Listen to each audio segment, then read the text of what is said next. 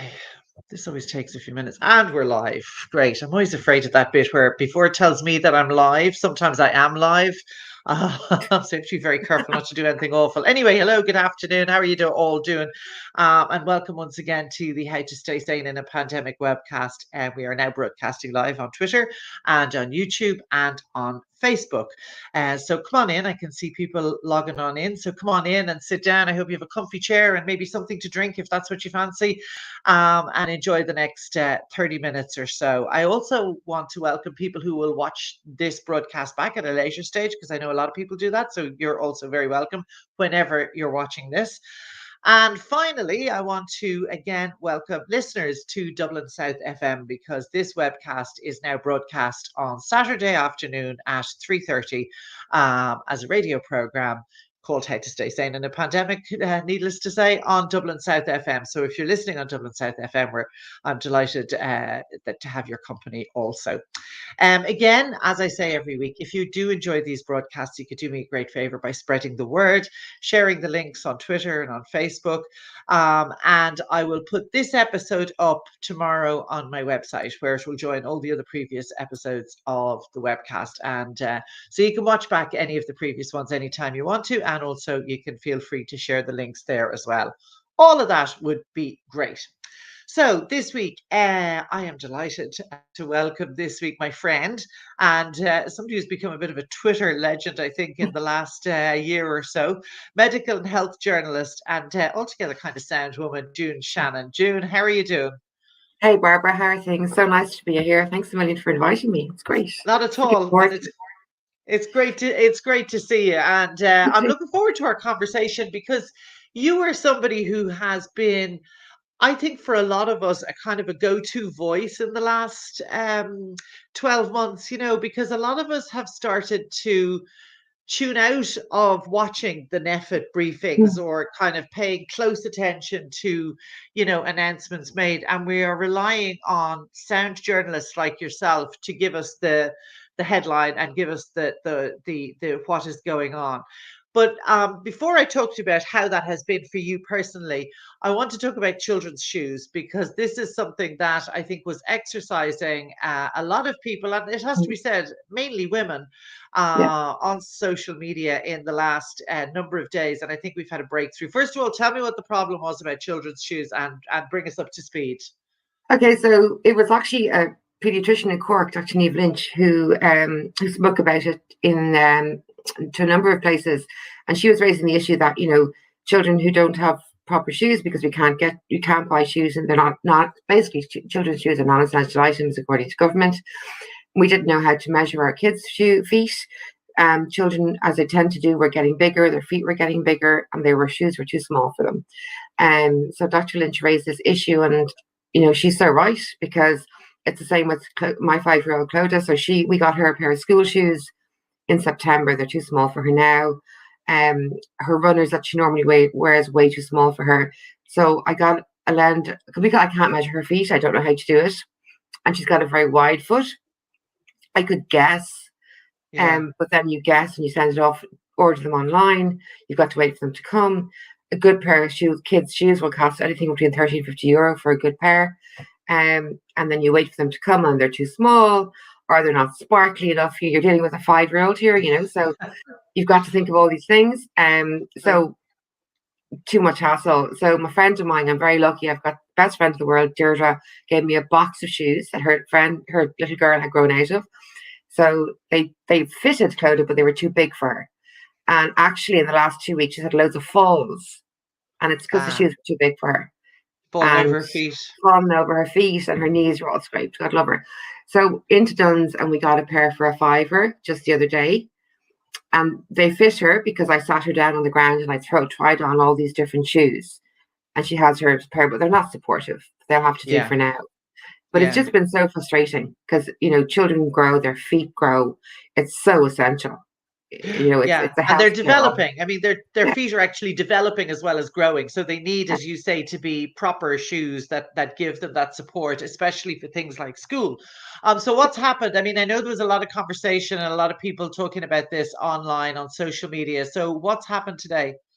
So there was an announcement, I think, with Taoiseach mentioned today that they would be looking at the issue and they will be allowing shops to sell shoes to children only by appointment, which Right. is fantastic. So we're off down, hopefully, get an appointment on Saturday.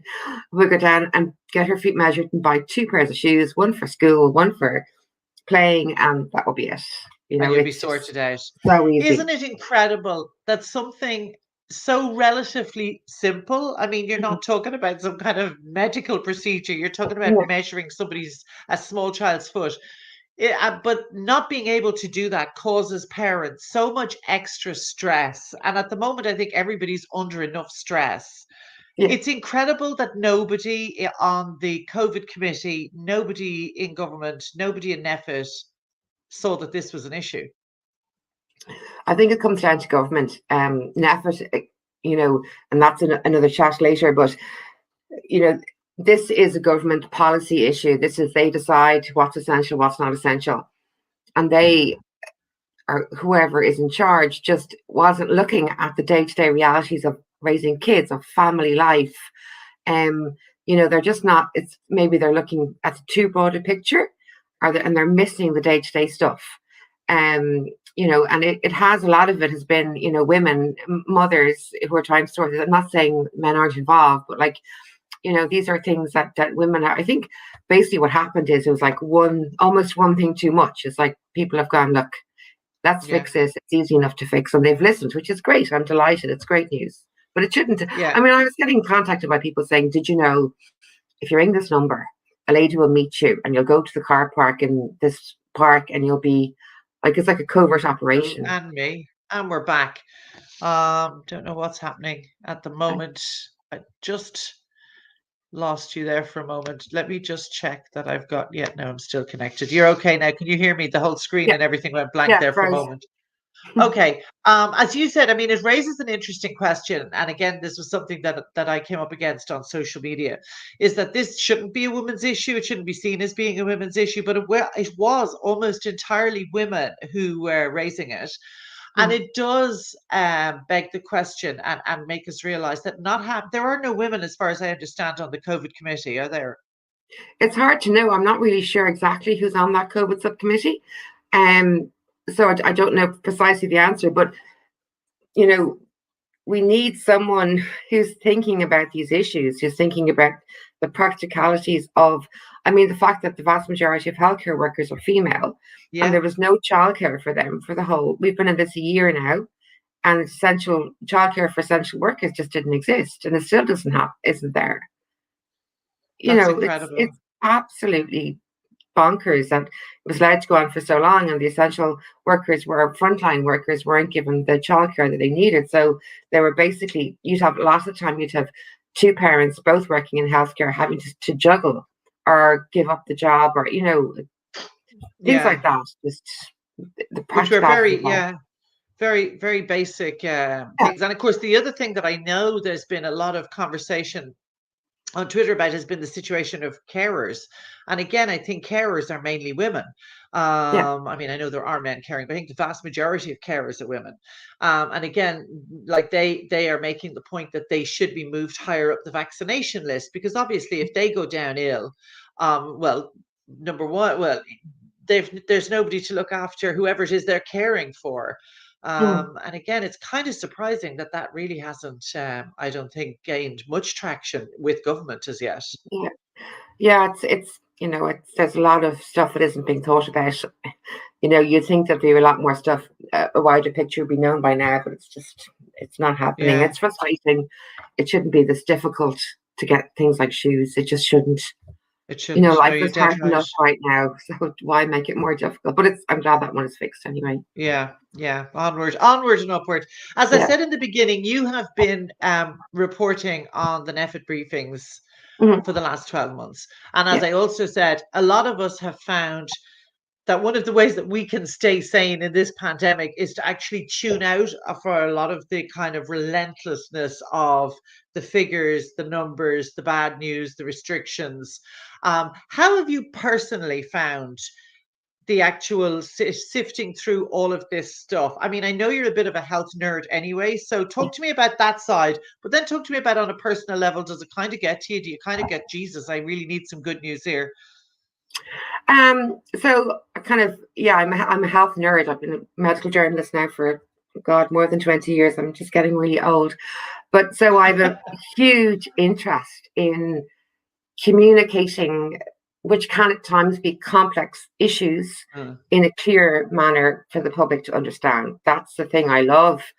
That's what I love about and doing my freelance journalism as well. You know, it's a huge privilege to be a journalist, particularly a health journalist, because people share their stories with you, and they are at a very vulnerable time of their lives. So, you know, it's a very privileged position to be in. But why I started doing the Netflix briefings was, so I do those on my kitchen table. I'm not there in the room. I watch the live feed, so I just decided that, you know, I'm not getting paid for it. It's all on my own time. But I decided there's one thing I can do is communicate health issues clearly, and if there's something that if this will help people, I'll start live tweeting the briefings. And it seemed to help people. It seemed to people seem to appreciate it. So I kind of just kept going. So I enjoy it. I'm also very interested in the whole pandemic, how it's playing out. And it seems to be helping people, which is kind of what I just wanted to. I'm not a frontline worker. I'm not a doctor. It's like, what can I do? And that was what I came up with. I think that's really interesting because I know it's that you are one of the few names that I'd actually search for if I'd missed information and I knew something had happened, and I'd search for what you had said in order to get, as you say, a measured, simplified kind of a breakdown of what's going on. And did you ever, or have you ever found, because it has been 12 months, have you ever found that your nerdiness and your interest and your kind of concern about doing something that can help wanes, and you just go, do you know what? I really want to get away from all of this, like, and just turn it off and forget about it for a week or a month or whatever? Yeah, sometimes, definitely. You know, sometimes when you're doing it and you're like, you know, you've burnt the dinner again, because I have burnt the dinner a lot of times. And you mentioned that. Yeah. Or, you know, when it's, you know, they're supposed to start. So it's been pretty regular, Tuesday, Monday and a Thursday evening, 5:30 to 6:30, but they're regularly late, you know, so you're kind of waiting. And then you've got my 5-year-old who needs her dinner, and my husband's doing all that work and stuff. And, you know, and I do sometimes feel like, oh, you know, couldn't be bothered. But then I am interested. So you know, I've got a personal interest in it as well. And then, you know, you do live tweet it, and you get people coming back at you, and you're simply just reporting what was said at the meeting. It isn't my opinion. It's like, this is the facts. Yeah. And then you can get, you know, backlash for what you've reported. Yeah. Yeah. The armchair epidemiologists come out in force. And so that gets annoying sometimes. And how do you deal with that, June? Do you ignore those people, or do you actually respond to everybody, or do you just go, look, that's just somebody having a pop, good luck, I'm not going to bother? Yeah, it depends. It depends. If it's a genuine question, if someone is genuinely confused or has a question that they want clarification or help with, no problem whatsoever. But if it's someone rude or whatever, no, I just don't do it. You don't engage. Yeah, well done. How do you think, as a journalist, how do you think, in a general sense, how do you think government's communication has been throughout this? Because I think we started on quite a high, and from where I sit, and I've disengaged from a lot of it to protect my own sanity, it seems to have gone downhill kind of rapidly from that high. And but what's your feeling? Do you think their communication strategy is good enough?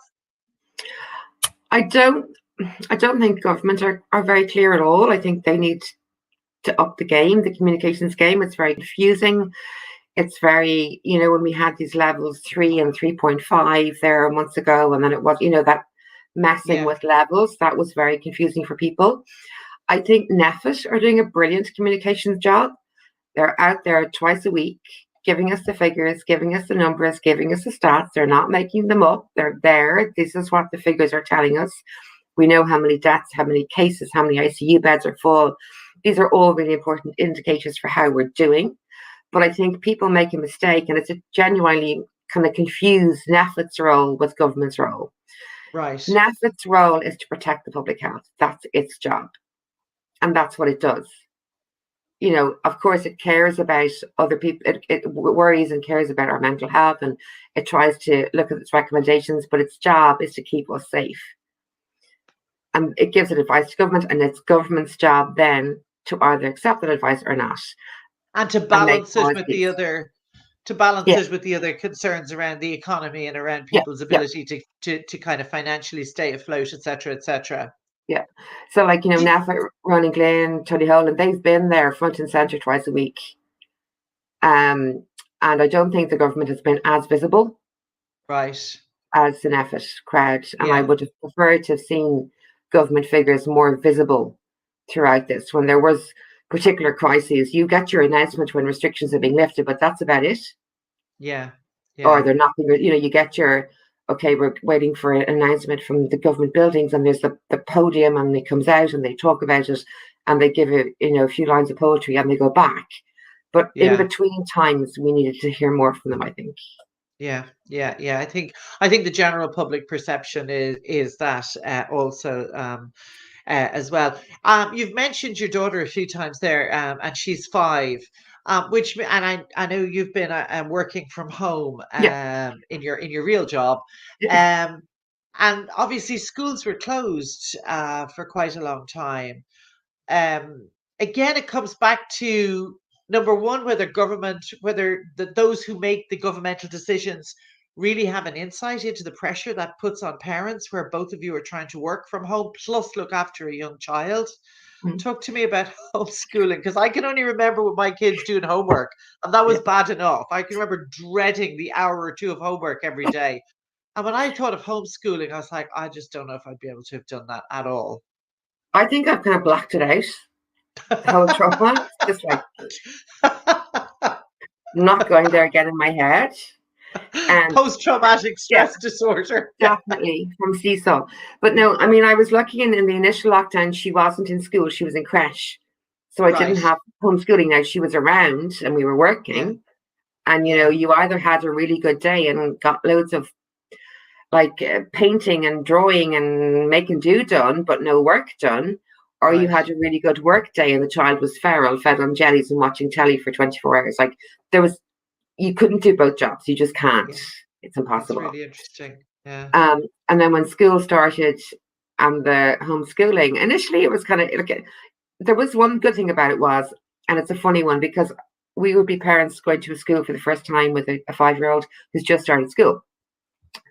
So, in the old before COVID, you would be able to go with your child to the classroom, you put them in their seat, you see around the Yeah. school, you pick them up, they tell you about the yard, and you've been to the yard. So we've never been inside the school before, right? Because you're not allowed with COVID. We were in her classroom for 10 minutes in August. So for brand new parents of kids starting school, you have no idea what their day is like. She comes home and tells me about what she's done or what room she's been in, and I don't know what it is because I've never You've been not inside been the there. gates. Yeah. So in a way, it was nice to be able to see the work she was doing, see what she was learning because we didn't have any of that. But yeah, it was really hard. She's 5, so you have to sit with her and Yeah. go through everything and do it with her. So it was hard going. It was hard going, and everyone was getting narky. You know, she was Yeah. getting narky. We were getting narky. Tony, my husband's working. He works for a travel company, so unfortunately, his job has been cut right back. So in a Yeah. way, that's helped because he's on a 2-day, 3-day week, so he had time Right. those days to sit To with her, pick which up. is great. Yeah, but Yeah. an Yeah. English man doing German, doing Irish Irish. homework was fun. He'll be an So, expert at the end of all of that. Do you think largely, and again, I know this sounds like well, I am being critical of government, but do you think in general that children and young people, like I'm talking children from babies up to kind of, those in college who aren't children, who are young adults, I think they've made it a really big sacrifice during all of this. And I'm not sure that it's been recognized. I mean, I've often wondered why in government, with all the money they spend on communications, nobody has said, you know what, Micheál Martin, you need to go out there and you need to talk to the children and you need to tell them they're doing great, or talk to the college kids and tell them you really appreciate and and government understands the mm, sacrifices they've made. I can't believe that, as far as I know, I think Yeah. Leo may have made a couple of remarks in that area at the very beginning of this, but I think now it's well beyond time that our children and young people were addressed. Yeah, our children and our young people and our older population. They're the two, I think, kind of points of people who have been mostly affected by this. So, small kids, they've had no birthday parties, they've had no swimming lessons. We've got like a whole generation of small kids who won't be able to swim. Um, when you're 4 or 5, your birthday is the biggest thing. When you're 4 or 5, your birthday party is Of it. Like, course it that's it. is.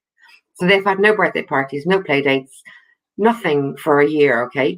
And same with teenagers and young people starting college. They've had no social life. They're joining classes online and computer or subjects they've never heard of before. When I think back to my days in UCD, the amount of fun we had and socialization, and you meet boyfriends, girlfriends, you go out, you have parties. They've none of that. You've also got young people who perhaps, I always think of people who's starting a new job maybe, and they've moved Yeah, to Dublin for the new job, and they might be in a house share with 5 people they don't know, and they yeah, can't go yeah, home. yeah, It just must be so hard, yeah. because at that age, your friends are your life. Absolutely. You don't want to be anywhere else. And then on the No, other end of the scale, you've got older people who are maybe in their 80s, mid 80s, 90s. For them, a year is a very long time, it is. Yeah, and it's very precious time. very precious. And they miss their grandkids or their children, and they Yeah, won't get that year back. I mean, I know kids will be fine, but it's just older people won't get that year back. So I'm yeah, so thrilled the vaccinations have started and they're getting vaccinated, and that's a real bonus. It's great. yeah. It's amazing. Like, if you think about it, a year ago we were just getting to grips with this condition. We didn't really know what the virus was, and now we have a vaccine for it. Yeah, true. Yeah, which is incredible when you think of it. Are you hopeful, June, that over the coming months that we will see? Are you anticipating that there will be jumps? In other words, as new vaccines come on and as we get more of vaccines into the country, that suddenly we'll have a couple of weeks where things will kind of zoom along, if you not zoom, but relative to the fact that we've been going backwards and round in circles for a year, that suddenly we'll start to see real progress. Yeah, I think definitely once they start vaccinating and getting vaccines into arms, it Yeah. will it, it will definitely improve. I worry a little bit because I don't know if you've seen the applications for vaccinators. They've had difficulty getting people in, Yeah. and there's been, the whole process is very bureaucratic. They're not allowing anyone over the age of 70 to vaccinate people because It's it, crazy. like there's a couple of things that people have to jump through. But I think once that's been sorted and once they get the vaccination clinics out in the community, it will start moving really quickly. Yeah. But I we mean, do need. it does beg the question as to how this hasn't already all been put in place, because we knew that vaccines were coming down the line for months. That why are we still now trying to recruit people? But anyway, let's park all of that there. Coming back to staying sane, June, do you read? Are you a reader? And have you read anything interesting in the last? I have. Well, one of my favorite books I've read recently is Keelan Shanley's book, which I just loved. I never read that. Um, Yeah, I must. she was just a lovely, lovely person, and she was um, just really, really supportive of other female journalists. She was just a wonderful person and a brilliant journalist. So I really enjoyed that. And then I'm also reading this at the moment. So I've read it, but it's my health nerd coming out again. It's a Oh biography of yes, Anthony Clare by Professor yes. Brendan Murray Houston. So it's just fascinating, but it's all about mental health, and I have a little paragraph in it I remember hearing because that. I must look at that as yeah, well. he was my doctor in Edmondsbury. And then I've been dipping into this because I stayed up late and watched a documentary on Seamus Heaney, and I got his poems, which I'm 100 enjoying. poems. Yeah. Excellent. You must look back actually on my website to the webcast I did with Bill Hughes, which was about the Okay. fourth or fifth one in, and I've put it in text, if you like, on my website, because he talks about an amazing box set of Seamus Heaney that Oh, RTE brilliant. released that you could listen to. Yeah, and it's the details are Lovely. on there. But if you like Seamus Heaney, I think that might be something to put on your. I know it's a long way away, your Christmas list maybe eventually. 'Cause I think it might be a little bit pricey, but they're three good recommendations. I'm going to throw one in on my own because I'm in the middle Right? of this at the moment, and it's a proof copy, as you can see. Actually, proof copy, right? Sorry, proof copy. These are so much easier to read in bed because you can fold the books right the way back. So I think all books should be sold with spiral ring binders. But anyway, this is Sinead Moriarty, who is a sound woman as well, and a lovely writer, lovely storyteller. And this is her new book about us, which will be out in the summer. And I'm about halfway through it. And one of the things that I find during all of this are books that help you to either take you away to another place or another time, or that you fall into other people's lives. And she's great at doing the other people's lives thing. So you get totally immersed in these. It's about three couples going to couples counseling or couples therapy, if you like, for various different reasons. The three couples at different stages in their lives and relationships. And I'm over halfway through it, and I'm thoroughly enjoying it. So I just want to flag that up for anybody who's Thank going you. to be looking for a read in the summer. That'll be up during the Lovely. summer. And tell me then, I mean, you must be banjaxed, I think, young child working and covering the NFIT briefings and burning your dinner. But do you watch TV much? Do you watch Netflix or movies or, have you any go-tos there? Well, I love the soaps. I'm a complete soap addict. So Are my you? curry and EastEnders, they're my like chewing gum for the eyes on a Monday and a Wednesday, double curry. My poor long-suffering husband has to sit through them. So they're That's my really gas because I mean, back in the day when there was, God forgive me, back in the day when there was nothing else to watch except, kind of the terrestrial channels.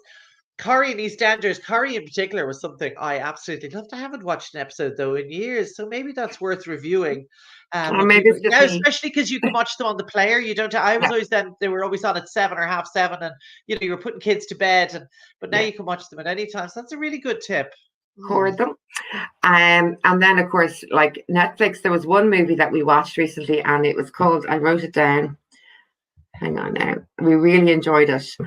Great. It's I love movie recommendations on Netflix. um, it's called The Guernsey Literary and Potato Oh, Peel Pie Society. Have you watched it? that's I read the book and I watched the Oh, movie then. It's a gorgeous story set in obviously Guernsey in the war, wasn't it? yeah, During yeah, the German occupation, but it was a really nice story. yeah, yeah. It was Oh, a that really that's lovely story. It was really enjoyable. We both sat down, and I think it was the first time for ages that I didn't kind of stop it and put the kettle on, or I was just enthralled in a yeah. really nice story. There was no spies or zombies, or it was just a nice story. I We love a nice watched story. Yeah, so do I. We watched something recently. What was it? The summer, it was on Netflix. It was set around the same era in the UK. Lovely.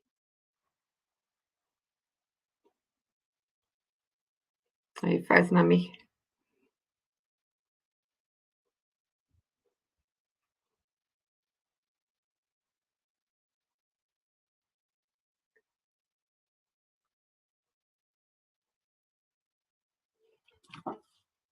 Is supposedly fine. Oh, there we are. We're back. Sorry, I Yeah. disappeared again. I don't know if you did, but I disappeared again. I was going to suggest to you another movie on Netflix, which was The Summer of Rockets. Oh, Actually, it's a okay, great. series. It's not a movie. It's a series and hour-long episodes, but lovely. Lovely. And I'm gonna write I that think down. both you and he would enjoy that for sure. Great.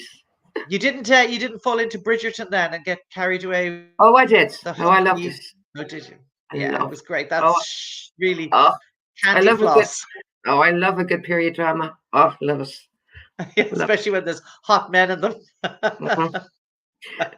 Yeah, no, I must say I absolutely loved that one. And are you a fan of podcasts at all, June, or do you listen to radio or music or anything like that when you need to turn your mind off? No, I haven't really got into podcasts. I listen to the radio, Morning Ireland in the morning, and that's it. Good. I'm not sure where the time actually goes. I suppose when you're working from home, you're working full time, and then you're picking up from school or whatever, and then you burn the dinner, and then it's jammies, face and hands, teeth, bedtime. So by the Oh, you're time bringing you've me back. actually stopped for the day, it's You're just 9 o'clock. So then the 9 o'clock news, and then it's kind of bed by 10, half 10. It's funny. It just time seems to be going quite quickly. Isn't that And unusual? Yeah, I was only saying that the other day because considering every day, certainly for us, every day is like Groundhog Day. You know what I mean? It's kind of like, the days all meld into each other. yeah, There's no yeah, weekend anymore. Everything is yeah, kind of like the same. But yet I do find the time is actually like, I can't believe we're just about into April. So, it is that kind of weird thing that you'd expect time to be dragging, but actually, it's actually going quite fast, which I yeah. think is kind of, It's flying odd. in, and I think we're definitely going to be having a much better summer. And I'm Yeah. looking forward to going to Kilkee and County Clare for 2 weeks, and that's what's keeping me going at the moment. We're definitely going. I'm almost convinced that we will definitely get a nice summer, and things will be a lot better by July, Oh, August. do you think so? Yeah, it won't be June. I think it'll be No, July and August. July, Yeah. August. Well, hopefully June. That's a really positive note on which to end. And I Yeah, hope you're absolutely right. thank you. And I'm hoping for the same thing. I have an appointment in West Cork in August, and I think I'll get there. I, I think if I have to run a gauntlet of a million checks, I'll brazen it out to get there because it'll be very important. Listen, it's been really nice to talk to you as I knew it would. And I also want to thank you very much for all the work that you've done. And as you've explained, you do this on your own time. And it really has been helpful. And I know a lot of people on Twitter would agree with me that it really has been helpful to have somebody to interpret the data and to give us the facts and the top line stuff as clearly as you do, and and in such good humor always as well. So Thank I you. appreciate that, and we all appreciate that. And I will see you for coffee and Dorky very soon. I'll keep you to that. Thanks a I million. know, definitely will. But look, thank you for today, June, and mind yourself, stay safe, and I will see you soon. Okay, bye. Bye.